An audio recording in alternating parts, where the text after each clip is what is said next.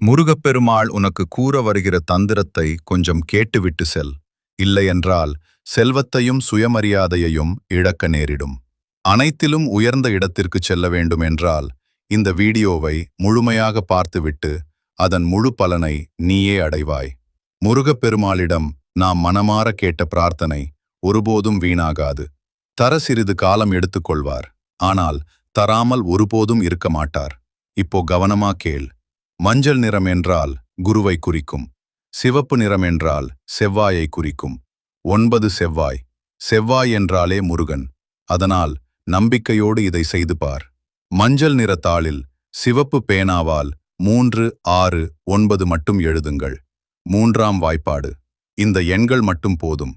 அதை இரவு தூங்கும்போது தலையணையின் கீழ் வைத்து உங்கள் கஷ்டங்களை மனதில் நினைத்து முருகனை அழைக்கவும். 9 ஆறுமுகம் கொண்ட முருகன்.